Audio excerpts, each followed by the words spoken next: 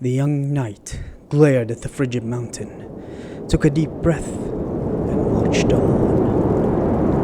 Dragonspine, where feckless fools go to die, where their dreams of gold and glory are crushed by the brutality of the unrelenting frozen winds, where their journeys are brought to an abrupt end as they are taken by the merciless embrace of the harvester of souls. Dragonspine, the chilling pit of despair amidst the gentle paradise of freedom that is Mondstadt, was her destination, and she had not a second to lose.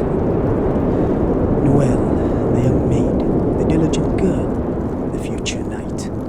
Noelle was not part of the Adventurers Guild, despite many a previous request to join, for she has always set her eyes on joining the noble ranks of the Knights of Favonius. Yet, one hears things, and rumors spread fast. Whispers of a poor wanderer lost somewhere reached her ears, but she was certain that the guild or the knights would take care of the matter. As days passed, these whispers grew heavy on her mind until she broke down under the weight of her curiosity and asked around.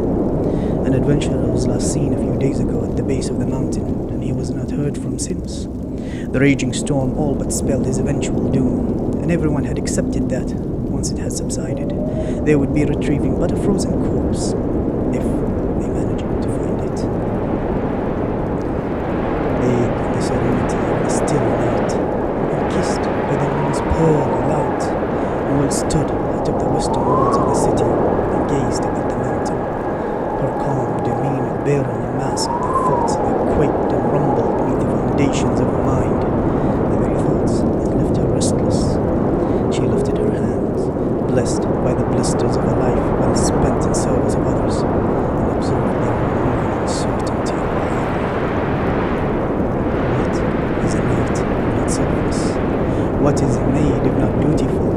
Was her training of any worth if she were to discard the very values that a knight must uphold? Was she to live with herself if she clung to petty excuses as she left the helpless innocent to die in the lonely wilderness? Doubt has no place in the hearts of the brave, for this courageous young lass had made up her mind and was already on her way.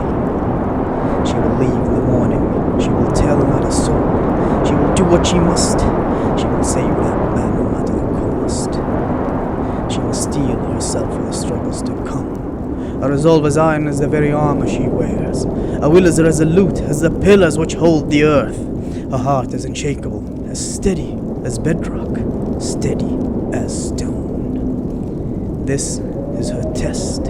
All of what she had learned, what she had seen, what she lived through and experienced was to prepare her for this moment. Not one imposed upon her by another, but a test of her mettle. One she will have to undertake alone if she were to prove to herself that she is worthy of carrying the burden of protecting this fair land. If she were to ease the piling worries of the Grand Master, even for a bit. May her courage illuminate her way through the darkness that lies ahead.